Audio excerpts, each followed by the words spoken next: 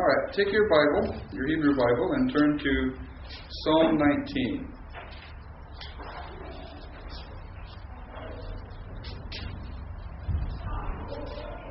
All right, where's the book of Psalms? Page 1101.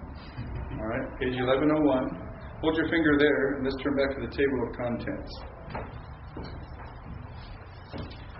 I'm teaching my people in Shoals because I'm preaching through the Old Testament, one book per Sunday, one sermon per book, and I'm teaching them 5, 12, 5, 5, 12.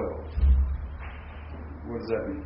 5 books of the law, 12 historical books, 5 poetic books, 5 major prophets, 12 minor prophets. 5, 12, 5, 12. That's not the way the Hebrew Bible is arranged. The Hebrew Bible is arranged differently. Now, the first 5 books are the same, but the Hebrew Bible really is in 3 sections. You have the law, Genesis, Exodus, Leviticus, Numbers, Deuteronomy. And it's interesting to look at the names of these. The name of Genesis is Bereshit, the very first word of Genesis. In Exodus, the full name is, these are the names. And Leviticus, and he called out. Numbers is actually the 5th word, not the first word, oddly. And it means in the wilderness. In Hebrew, the Hebrew name of it. And Deuteronomy, the full name is These Are the Words. The first couple words of the book of Deuteronomy. That's the same as in this Bible in terms of order. But then you have the historical books, basically. The law, or, as Jesus referred to it, and the Jews referred to it, the prophets. The law, the prophets, and that includes a lot of historical books as well. And the writings. So the prophets begin with Joshua. The writings begins with the Psalms. And in Hebrew, the word Psalms is Tehillim, and that's the Hebrew name for the Psalms. And so you see what's under the writings: Psalms, Job, Proverbs, Ruth, the Song of Songs, Ecclesiastes, and so on. Right? So you can see, and even under the writings at the end, the last book of the Old Testament in the Hebrew Bible is Chronicles, isn't it?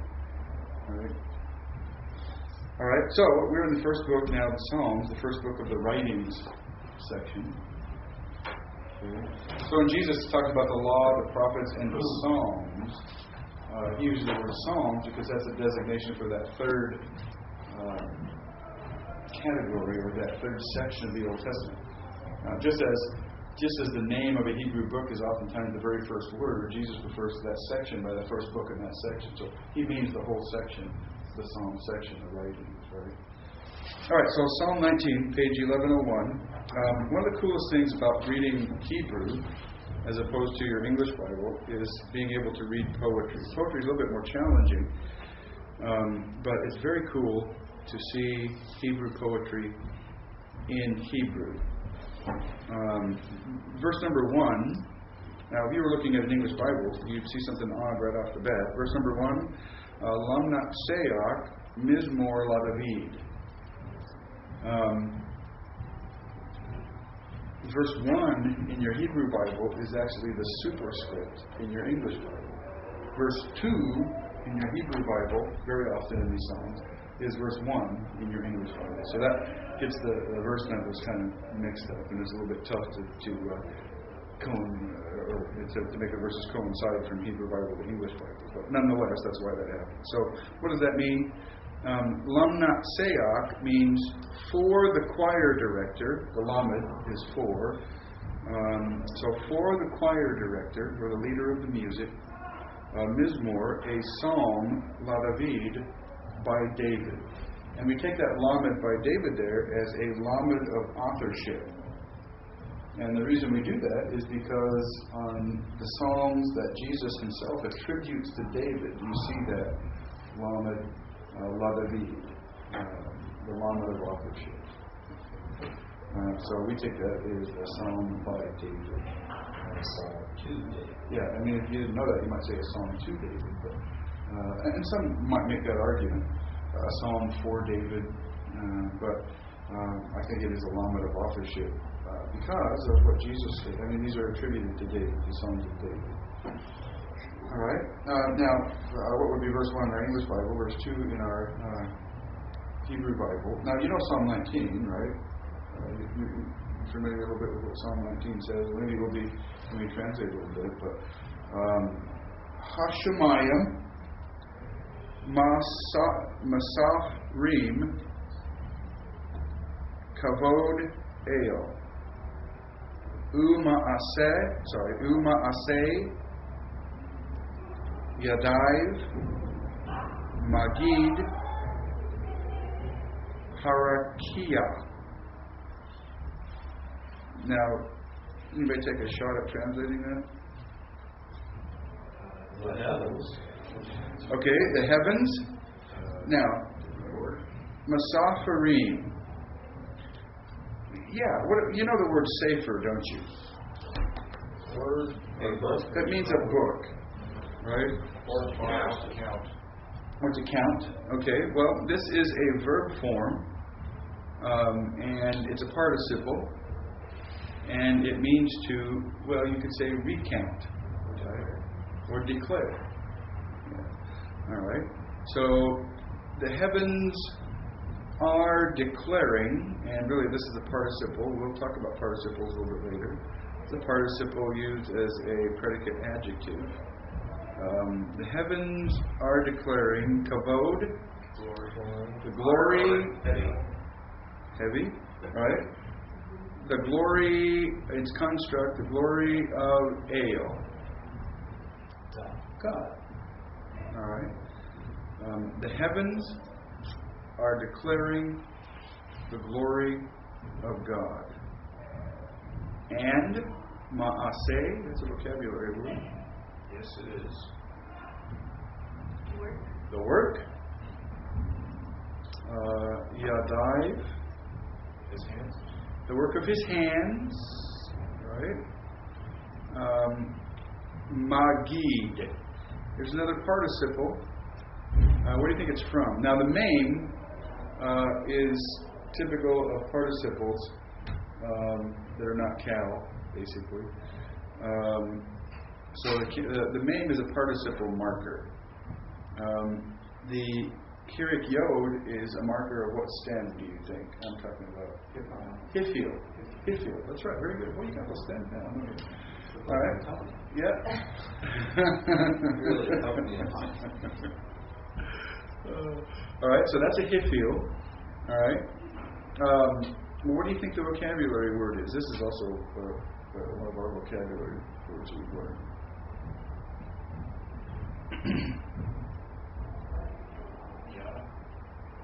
No.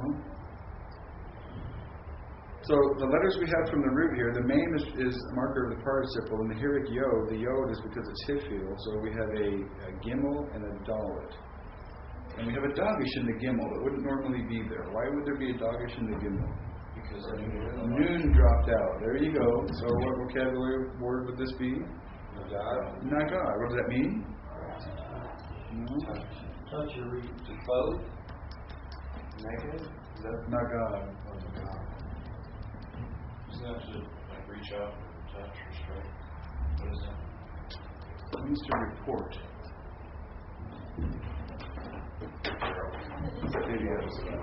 Nagad was the one that I think was reach out and strike. Okay. So that means to report or tell, right? So the work of his hands is reporting harakia. Now I'm not giving a good English translation. I shouldn't really say he's reporting. What's harakia? We had that in Genesis. Do you remember? Which one? Harakia. Rakia.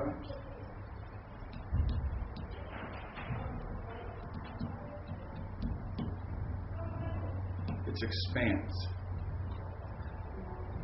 Now, if you've read that chapter on syntax, which you should have by now, right? It talked about order of sentences. That's what syntax is about, at least to some extent. It talked about the normal order for sentences being verb, subject, object, right? But sometimes that can change. Here it changed. Here we have object, verb, subject. So the subject of this sentence is what? The expanse. So the expanse is telling, and in English we want to put in an of, is telling of the work of his hand. All right. Now, remember, Psalms were meant to be sung. Right? So you wouldn't be surprised to find out that there are beat issues in these psalms. In fact, in Hebrew poetry, there is a beat count, a meter. And that's not unusual for poetry in general. Right? Now, there is free verse that doesn't do that. But even in poetry written in English, there is meter. Well, there is meter here too, isn't there? Right? In the two halves of this verse, count the accentual units in the first half of the verse. And again, how do you know where the middle of the verse is? The atnach. Now you remember that little card with the accents? Remember in the Psalms and Proverbs, the accents are different than the rest of the Old Testament. But the atnach is still the second strongest disjunctive accent, and the salute pursuit is the strongest. So those are the same. Right? So here the atnach, the salute pursuit is that thing that you see on the end of the sentence. Right? The atnach tells you the middle of the sentence. And so let's count the accentual units in the first half of that verse. Hashemayim has an accent. So 1, 2, 3, 4. Right? Now, it's odd because normally when a makef joins two words, they are one accentual unit. Right? But we see under the bait of kavod, there is an accent right there. Right? So that you actually get two accents here. So we have 4 accentual units in the first half of that verse. How do you see that? I'm missing the accentual units. Yeah. Okay. Line. Well, dots and wiggles and squiggles and stuff that are not vowel points are accents. So on Hashemayim, right under the first main, there's a kind of a diamond thing. There's an accent. On the main, it looks like a pot dog to me. No, on top of it. Oh, okay. See that? And so that's where the accent is. Hashemayim. See? That's an accent. You could find that little accent on your little thing if you wanted to and find out, where it stands, whether it's disjunctive or conjunctive or whatever. Right? And then on Masafrim, the accent is right by the hirik, that little slash line. Right? And so reem is the accented syllable on that word. Do you see that? See it? And then on kavod, you have an accent under the bait. See that there? And then on ale, you have the atnach, which is an accent. Right? Now, normally, two words joined by a makef would only have one accent between them. But in this case, you have 2. And it matches the second half of the verse, which also is 4 accentual units. 1, 2, 3, 4. See that? Now, it's almost the same as saying 4 words. But not every word always gets its own accent. It gets its own beat, in other words. Hashemayim. Right? And so you see the accent. Right? Yeah. All right. So you can see the beat happening, and you can go through this whole psalm, and you can see the beat. You can count the beat of the lines here. But there's something else about this line. Okay. There's something else about this line, and that is that there is rhyme in this line, but it's not rhyme of sound. It's rhyme of thought.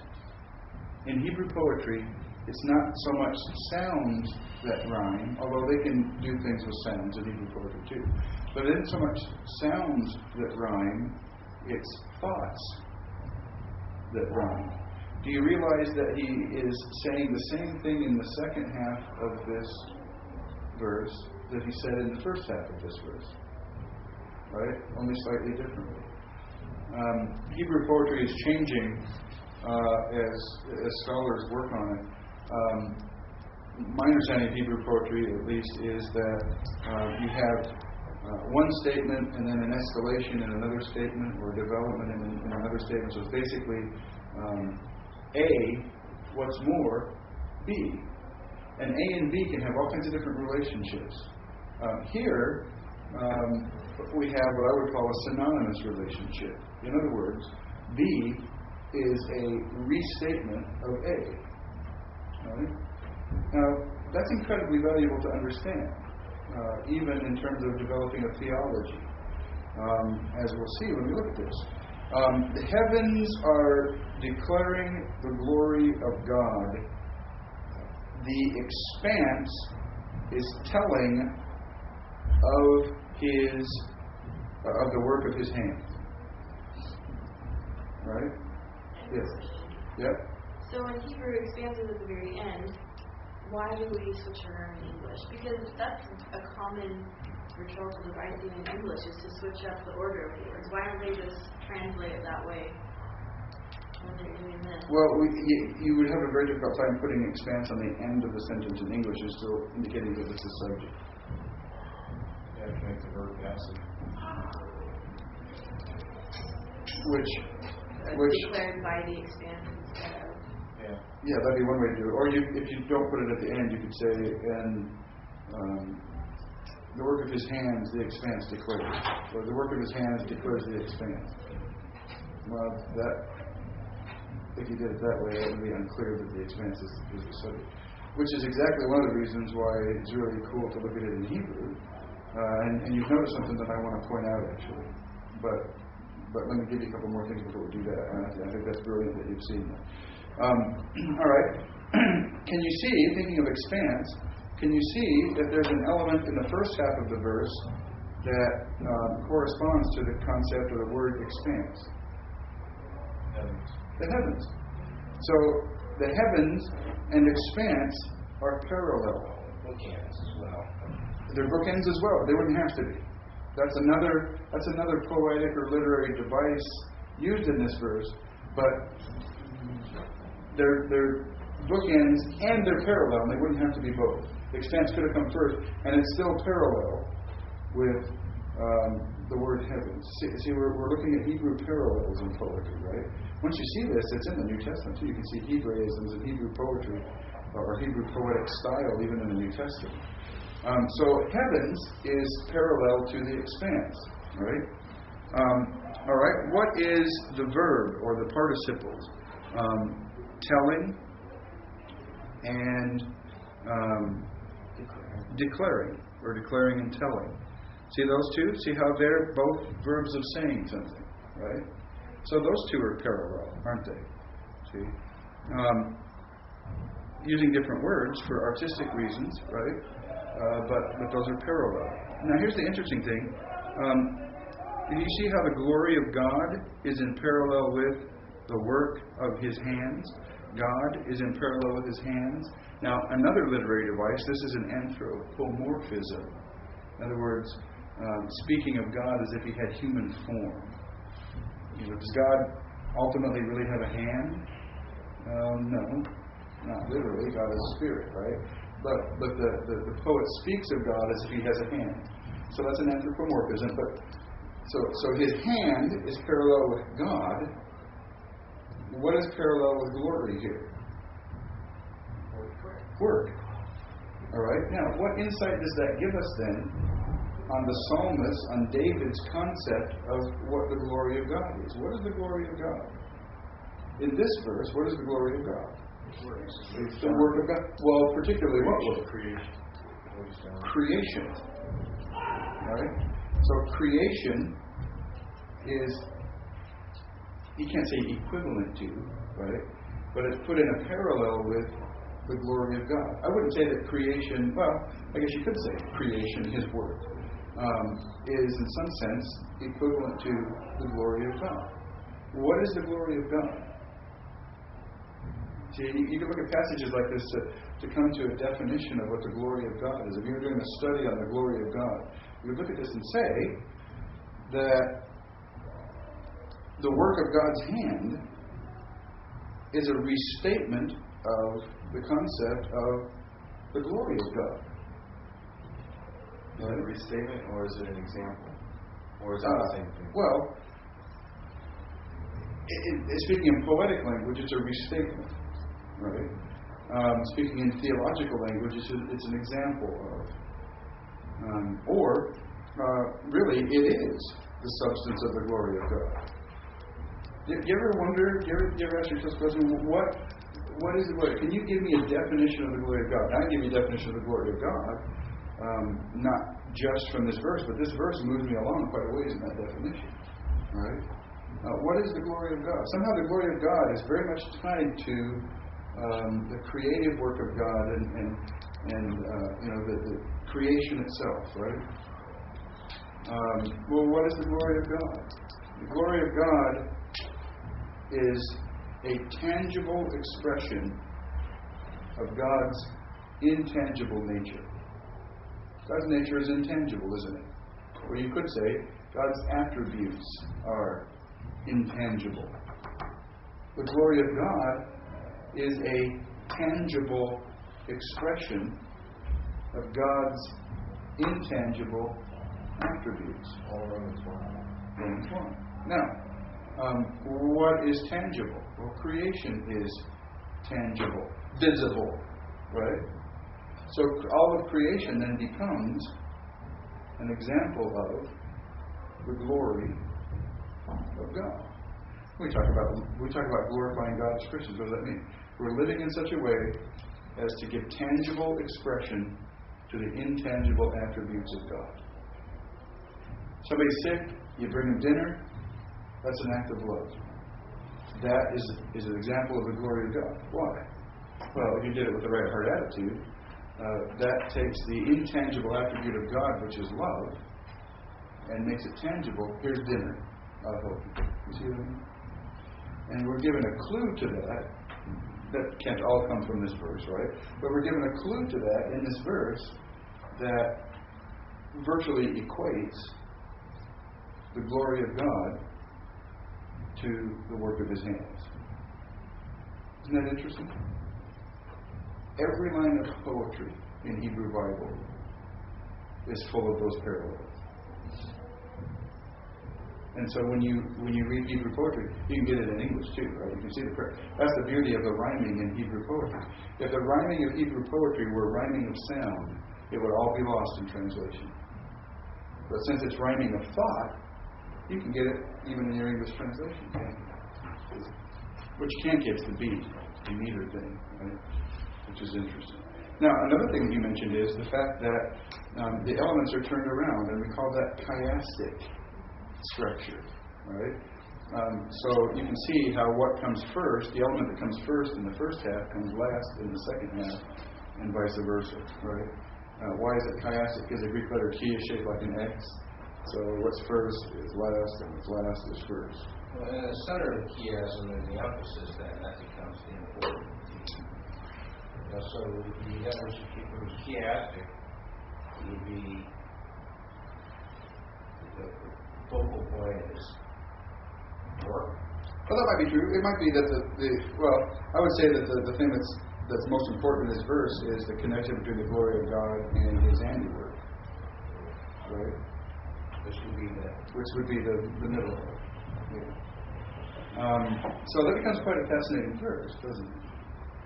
And in fact, when you look at this psalm, look at the structure of the psalm. Not only are the verses structured in these kinds of ways, the whole psalm may be structured in this kind of way. And the amazing thing about this psalm is the first half of the psalm talks about general revelation through creation.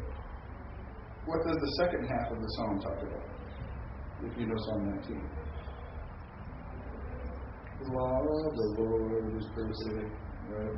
Specific revelation. Special revelation. Scripture, particularly Scripture. So the first half of the psalm talks about God's revelation of Himself in creation.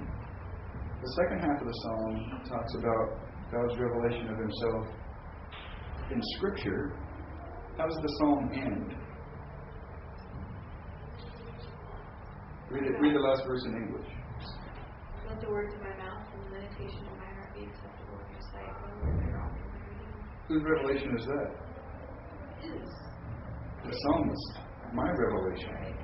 So the whole psalm talks about God's revelation through general revelation, creation, through special revelation, Scripture, and it ends by saying, now, what's my revelation going to be like in response to God's revelation? When I reveal myself, what's that going to be like? It's an awesome psalm, isn't it? It's really, really cool. Let's look at verse 2 or 3 real quickly. Verse 2 in English. Yom Laom Yaviyah Omer Lalayla Yahaveh Da'at. Yom Laom, day, today, Yaviyah, pours forth, Omar. Now we're used to Amar, which means to speak, but Yomer, remember? And he said, this is a noun form of that, which means speech, right? So, day to day pours forth speech, and night to night, now this is Chaveh Da'ah, reveals knowledge.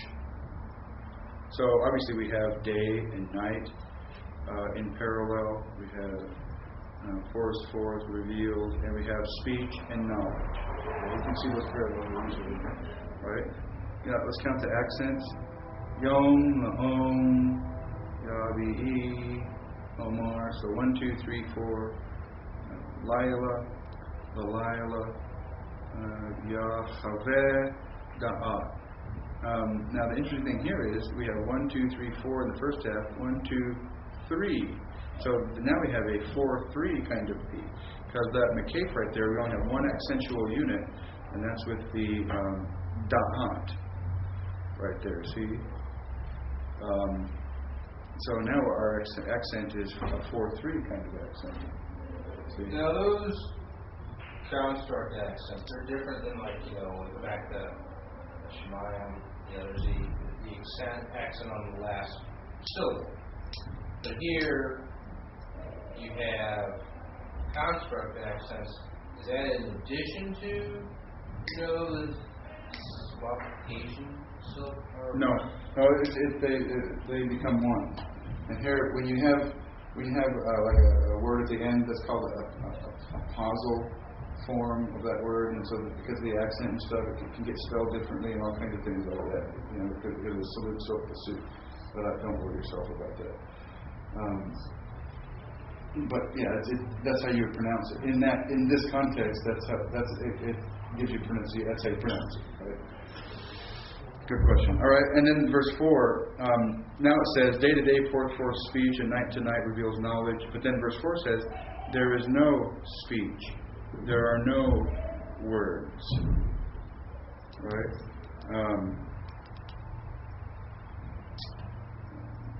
Their voice is not heard.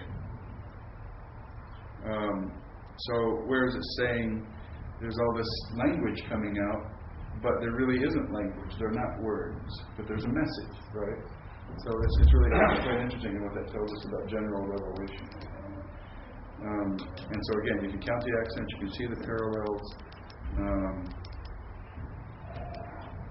Pretty instructive and pretty fascinating. So, if you have a chance, look at some, even in English, look at the Hebrew poetry, look at the parallels, look at how they relate. And even lines become parallel. You have two halves of a verse parallel to one another. Two verses get parallel to one another. Sections in a song can be parallel to one another even. And you have all kinds of different developments. It could say the same thing. It could say the opposite thing. I would say the wise man is smart, but the fool rejects knowledge, or something like that, right? And so that's giving you an opposite.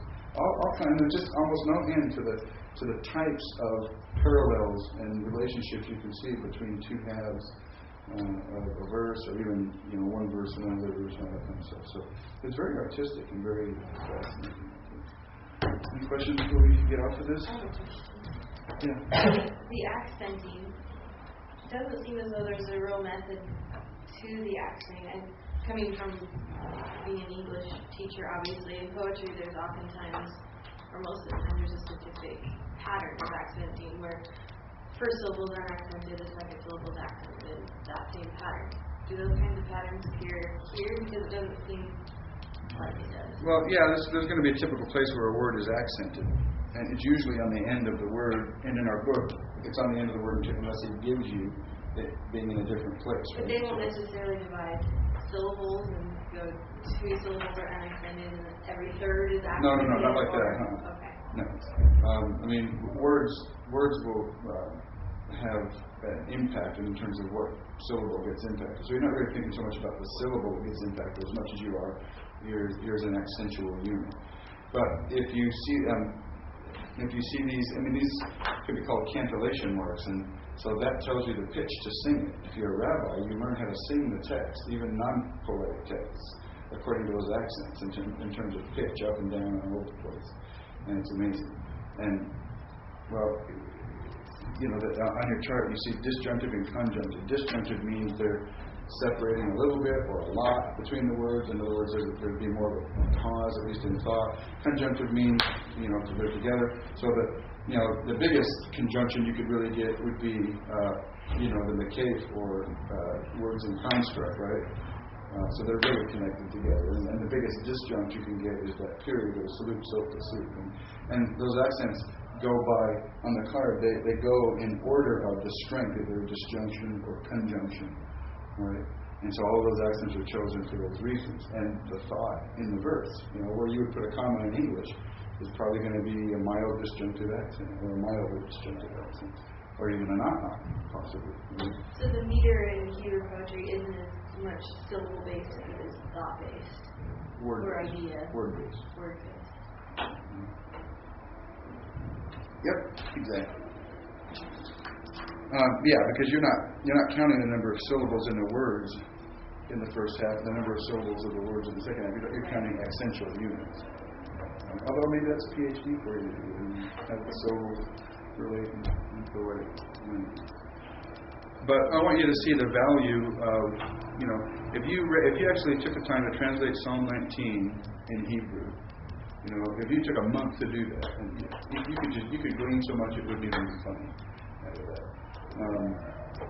You can imagine that the poetry, the more artful passages, are where reading in Hebrew is going to pay off the most, right? I mean, you can read, and he said, and she said, and she did this and did that, and that's cool, right? And there is a lot of value to that. But you get into the poetic verses, or you get into, you know, Genesis 1. That's pretty cool to see. You know, those kinds of things, and it just opens up a whole world. It's just really quite amazing. And the importance for theology. I hope you can see the importance for doing theology and your own understanding, your own untheology. You know, what's the glory of God? That one verse right there in Hebrew can spark a thought that helps you understand the nature of the glory of God in a huge way. You know. And there's so much of theology that's developed in the Old Testament that's, you know, the New Testament relies on that development, right, for understanding. And so it's just really quite important.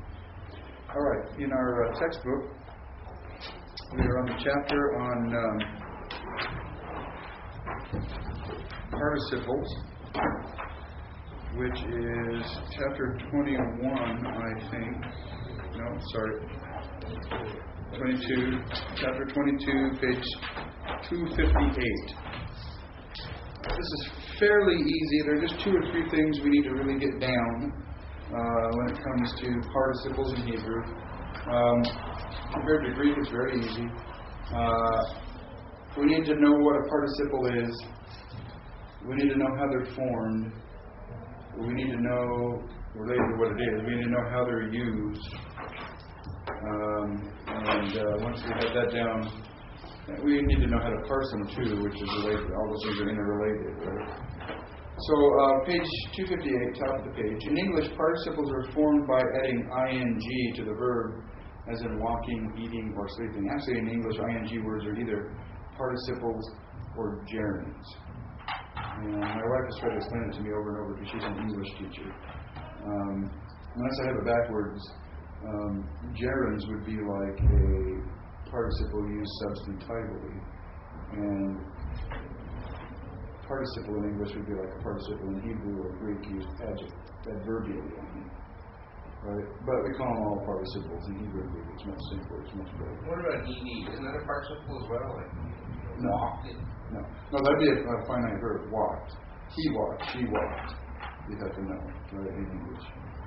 But walking is what we call participle in Hebrew or Greek. Right?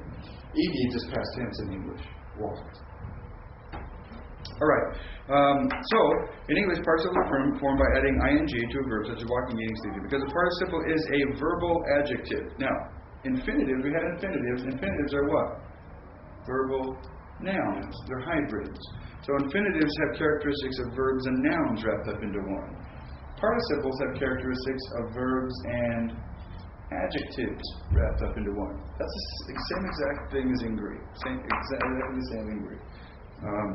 In terms of definition. All right? So it shares the characteristics of both verbs and adjectives. As a verb, the participle has stem and voice and expresses some type of verbal action, such as running or studying.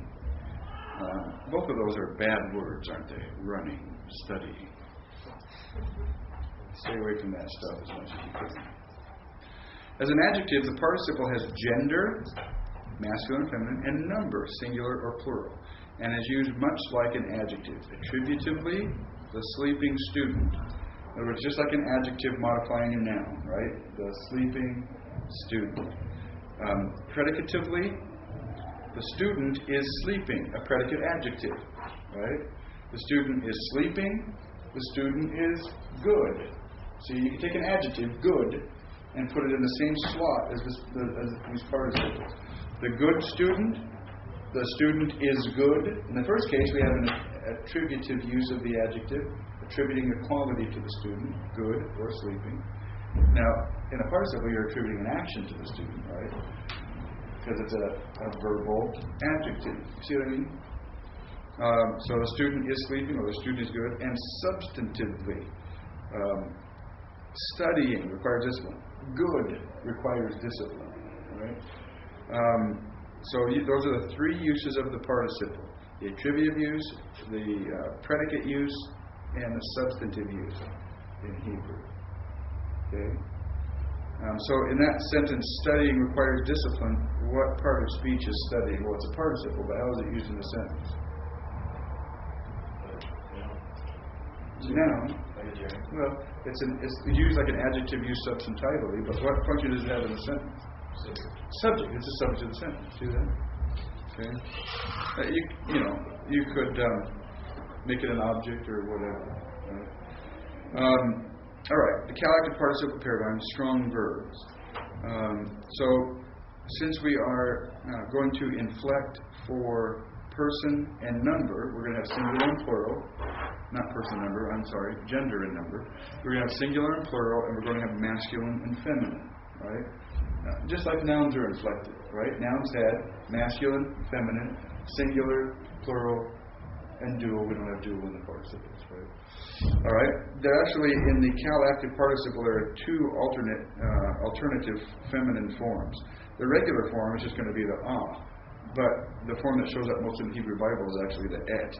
So, the endings for the participles are simply blank, or et, and ot. It's exactly the same. Right? Except for the et, which is kind of edited. Right? So that's not a big deal. We already know those endings from the noun. All right? And so, in the strong verb and a lot of weak verbs, here's the diagnostic indicators for a participle. For our paradigm verb, katal, a participle would be kotel. See how the vowel associated with the kof is a holum? Could be spelled holum vav, same thing, right? And the root vowel, the vowel associated with the second root letter, the tate, is a tsere. So you get that kind of vowel pattern. You have a cal active participle. Then all you got to do is put the ending on the end of it. No ending, it's going to be masculine singular. An et or an ending, feminine singular. An ending, masculine plural, or an ot ending, feminine plural. It's that simple. So there are really only 4 different forms for the participle. Remember, in Greek we had 47,000 different forms of the participle. But we don't here. So that's kind of nifty. All right. Questions on the form? Huh? Kind of nifty. Yeah. That's really nifty. I still don't know all my participles. Someday you will. Let's hope so. All right. Any questions about that so far, about the forming of the calactive participle? Okay. Now we're going to have PL, active and passive participles. We're going to have IPL, active and passive participles. Coming up, down the road. It's all built on what we're learning here. Gives you some of the forms of the weak verb. You can look over that, but it's not, shouldn't be too terribly surprising. Okay, we talked about the attributive use of the participle. Let's look at the first example. The people who are dwelling in the land. What's the participle in that example?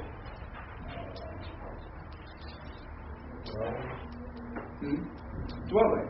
Yeah, okay. And in Hebrew it's ha-yo-shay. You know, right? So, ha-yo-shay with a razor. It's ha-yo-shay. Well, what's happened? You have an article on the front of it, right? So now we know we can have articles on the front of participles because we can put an article on the front of an adjective, right? We can do just about anything you can do with an adjective, you can do with a participle. And look at our vowel pointing. We have yo, shave. See that? Holum and sere vowel pattern. And that's my cal active participle. Does that make sense to you? Okay. Now let's think of the use of it. Attributive use. Okay. In other words, this verbal idea of dwelling modifies the people. The people dwelling, or the people who are dwelling, or the people who dwell, however you want to do that, right? You see the 2 different ways I translate that participle? I translated it with an English participle, or general, or the case may be, right? The people dwelling in the land. Or I can translate it with an English relative clause. The people who is a relative pronoun, right? The people who are dwelling, or who dwell in the land. Now, how do you know what tense the participle refers to? Well, context. Right? So the main finite verb, if there is one, will probably help you out a lot in terms of determining the time frame of the participle in terms of its action. Okay? But remember, it's more kind of action, by far. Cal being a simple kind of action. Remember, nipal being passive, PL being intensive, etc., etc. Right? And we'll learn these. All right. Now we have a predicative use. What does the word predicate mean? Just before you go on, okay, would you take a look at that last example, Yahweh your God is consuming fire? Yeah. Okay. Yahweh your God is. We have to supply the verb of being. What is Aish? Aish means fire. What is Ok La?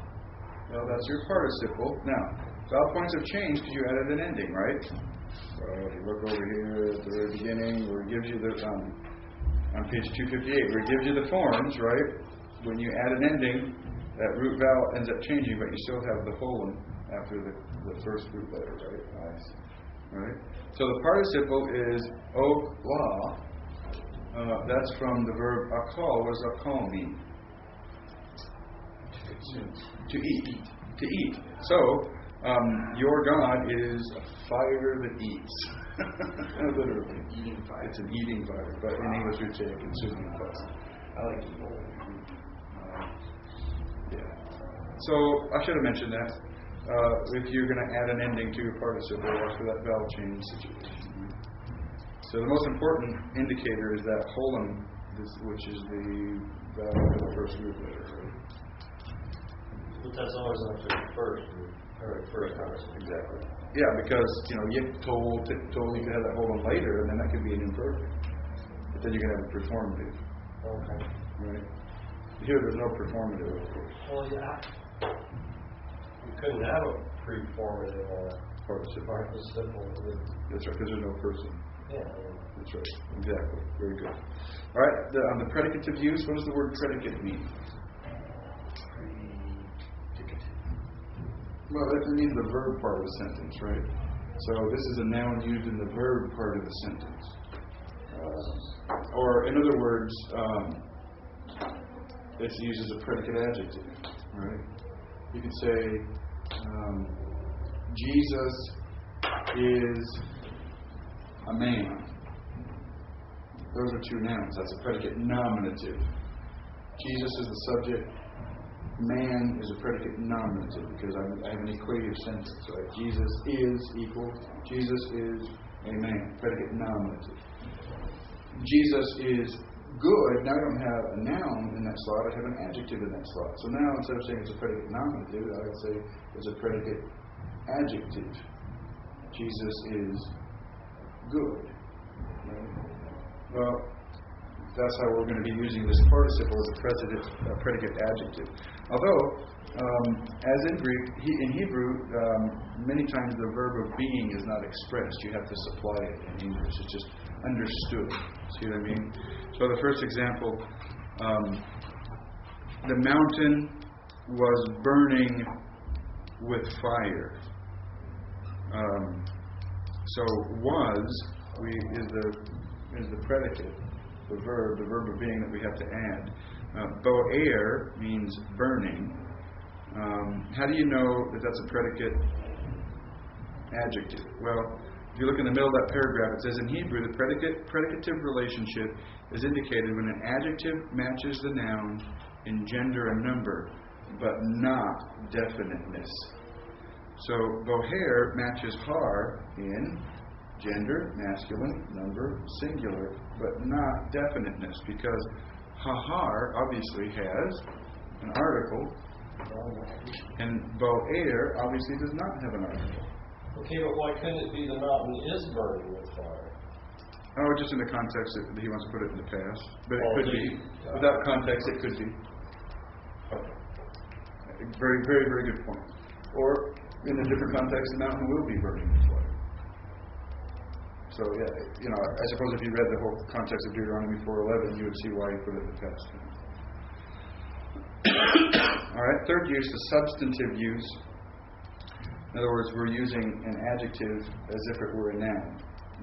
Give me your poor, hungry, tired, that kind of thing. Right?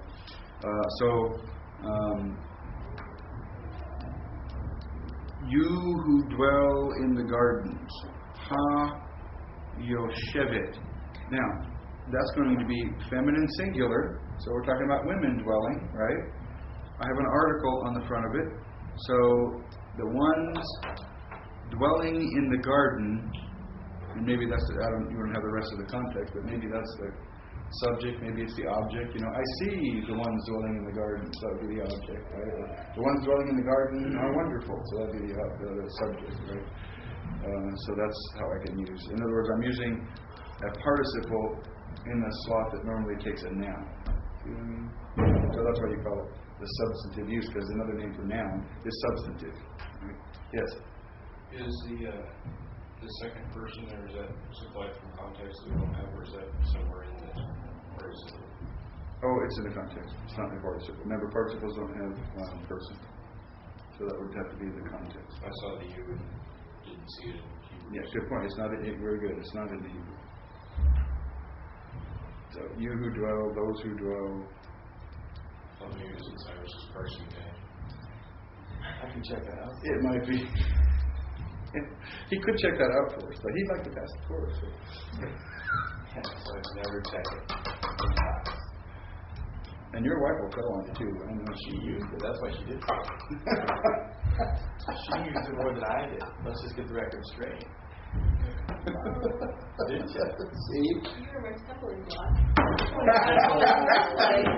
See, you introduce something like that, that's what's like in the garden, isn't it? You guys were Adam and Eve in the garden all happy, and that person guy came in, and now what? You're bickering. See what happened? Ironically, now it's the man that's here, haven't we? That's right. It's probably published by Serpent Publications, too. You can sell it like a Tim will probably buy it from you. It's a wonder guy. I shouldn't have said anything because he was trying to make some money tonight. Look what I found. All right? So that's the Cal active participle. Now on the bottom of page 263, the Cal passive participle. So when translating a passive participle, the ing ending appears on the helping verb as being killed or being written. See? So that's how you would translate that passive. Well, what's the difference between active and passive? In an active voice, the subject is doing the action. In a passive voice, the subject is being acted upon. Right? So whoever is doing the action of the participle, if it's active, they're doing the action of the participle. Whoever the action of the participle refers to, if it's passive, they're being acted upon. Right? So the book being written, or the book was being written. That's how a passive would work. Okay? The Cal passive paradigm. You can see on page 264 the diagnostic indicators would be a comments under the first root letter and a shurik as a root vowel after the second root letter. See that? So katul. And of course you might see the passive participle spelled with a sagol instead of a shurik at one time or another. Say that again. You could have a substitution from the shurik to a sagol. Not sagol. No, I'm saying that wrong. Kibbutz. There you go. Okay. Sorry. Thanks for pointing that out. Not a sagol, a kibbutz. I knew it sounded wrong, but I thought, no, that's right. No, it wasn't. All right. But it was sound the same. It was just not the same. Yeah. Yeah. All right. So the uses of the Cal passive participle, the same three uses: the attributive use, the predicative use, and the substantival use. Here, the first one, the covenant is being written in the book, or the covenant written in the book of this law. Can you see it? So here again we have an article in front of it, ha, but our verb katav, now vowel points change a little bit because I have an article on here, so now instead of a comments I have a shavah, but I still have my shurik. So ha katuva. Right? So what's the consistent thing that you look for? And notice the endings on a passive participle. You don't have that odd et ending anymore. You just have the typical im, ot, blank, im, ot endings. And what's the consistent thing in a passive participle? It's the shurik, right? The u part. Okay? All right. Here's one for you in number 2. Baruch Adonai La'olam. Blessed is Yahweh forever. And in fact, a lot of Hebrew prayers will start off with Baruch Atah Adonai Eloheinu. Blessed art thou, O Lord our God. Baruch. Barak means what? To bless in the PL. In the Cal it means to bend the knee. That's kind of odd, right?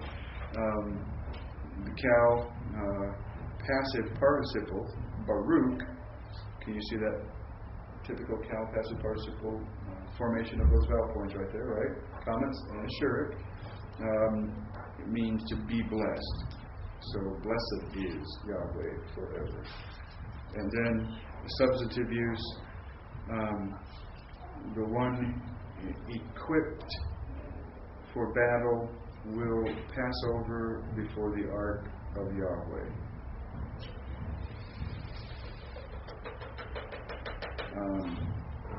Where's the participle there? Equipped.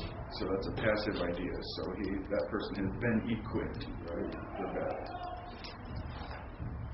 If any participle, Cal active participle, masculine singular, or Cal passive participle, masculine singular, or you could have feminine singular, or masculine plural, or feminine plural, right?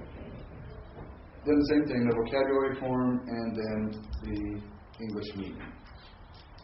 This is, as I said, what you can do to an adjective, you can do to a participle. So you may put prefixes. What would a prefix be on a participle? Which is? The article, right? What else? Preposition. Inseparable prepositions. You can put those on the front. of a participle. Now, you can put stuff on the back of a participle. What might you see on the back of a participle? Well, "een" for an ending, right, for the participle. I mean, even after that. You put pronominal suffix. Pronominal suffixes. You put pronominal suffixes. Could possibly, yeah. So, whatever you can put on an adjective in the front or the back, you can put on a participle, basically, because it's a verbal adjective. Does that make sense to you? All right. Vocabulary on page 269. Arar, to curse. Bosh, to be ashamed. Kind of reminds you of blush, doesn't it? Gadal, to be or become strong or great. Remember we had the adjective gadol, great. Chashav, to account, regard, think, value. Yatav, to be good. We had the verb tov too, right? So we're playing with these same kind of consonants here in different ways. Lakad, to seize or capture. Nagash, to draw near or approach. Kavatz, to gather. Kavar, to bury. Sounds like cover, doesn't it? Shakan, to dwell, settle or tent. Mishkan means what? Tent or tabernacle. Shafak, to pour out. A lot of the nouns are just fixed forms of participles. Remember, maim is a participle marker for stems outside the cal, right? So mishkan is probably formed from a participle of, a tenting thing, right? What's a tenting thing? Well, we're going to call that a tabernacle. All right, choma, a city wall. Chok, statute, prescription, ordinance. Chevish, a young ram or a lamb. Good stuff on Adonai here. Issues of syntax, you can read that and follow that. So we don't need to go over that, I don't think. Stuff that you should be aware of. Stuff that we'll see in our reading tonight. All right, vocabulary on page 283.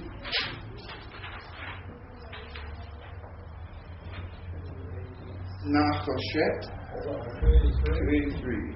Nachoshet, copper or bronze. Nasi, chief or prince. Erev, evening. Or, light. That's words we saw in Genesis. Bakor, firstborn. Also spelled with the full vav. Chema, heat, rage, wrath. Chatzi, half. Koach, strength, power.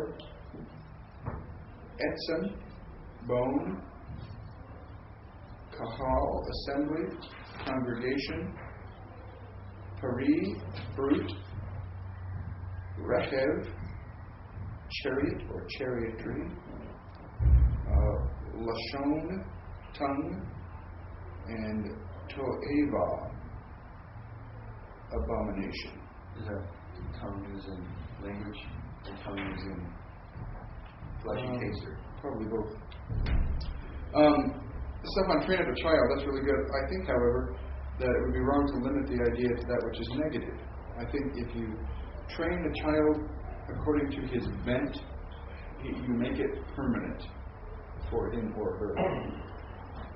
Interesting when you have twins in the hospital, think about that, right? Because the bent of a child may be seen in some instances as being negative, or the bent of a child may be seen as being positive. For example, negative example. You may have a child that's particularly stubborn. All children are stubborn, but some are particularly stubborn. If you let that child continue to get away with being stubborn, guess what they're probably going to be the rest of their life?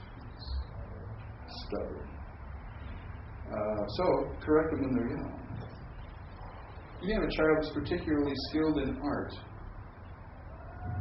That would be a positive thing. If you develop that child's skill and interest in art early, guess what they'll probably have for the rest of their life? An interest and a skill in art. So, training a child according to his or her natural bent, natural way. If you let them get away with what's negative, you're making that permanent. If you let them get away with what's positive, you're making that permanent. So encourage the positive, discipline the negative, and you'll be good to go. Right? And both are very important, you know. My son is very different in personality from me. Very different. I just don't understand. You're more likely than not, if he's just able to go home and do what he wants, he'll probably turn the television on, and what will he be watching on television? 13-year-old boy, what do you think he's going to be watching on television? I bet you would never guess he'd be watching the Food Channel. You can't get enough of the Food Channel. I was so encouraged today, I went down there and he's watching television, and it was the Discovery Channel. It was anything other than the Food Channel. I mean, he could have been watching the Weather Channel, and I would have been happy, you know. I have no interest. I mean, I'd sit there to watch the Food Channel sometime, but you know, that's not me. But that Unwrapped is a fascinating program. That's one of my favorite. Unwrapped. Oh yeah, yeah. Fascinating He stuff. was watching that, they were watching that, and I was kind of listening into it the other night. I mean, there's some really good programs on that. But would you think a 13-year-old boy is going to watch? I mean, you know, he gets in the kitchen and he's making eggs and he's doing things with his spoon and stuff like the chefs do, and it's just really weird. But, you know, that could be a positive thing. So we can encourage him in the whole cooking thing, right? And who knows? He probably, since he spent so much time as a youth watching the Food Channel, he'll probably enjoy cooking his whole life, right? But he's also very unusually, even for a 13-year-old boy, non-communicative. And so if we let him get away constantly being non-communicative, then that's going to entrench that pattern, and we're going to really have to pray hard for his wife. So I have to tell her now, you will not live in my house and be non-communicative. Where are you sleeping tonight? Makes him open his mouth and he talks. He hasn't yet had to sleep in the garage, but should make him. You know, I mean, that's how entrenched it is. If I let him get away with it when he's 13, when he's 33, there's not going to be much hope for him. Good principle. All right, let's take a break till about, what do you want to say? Okay, we're going to look at the book of Ruth again, and chapter 2, and verse 18.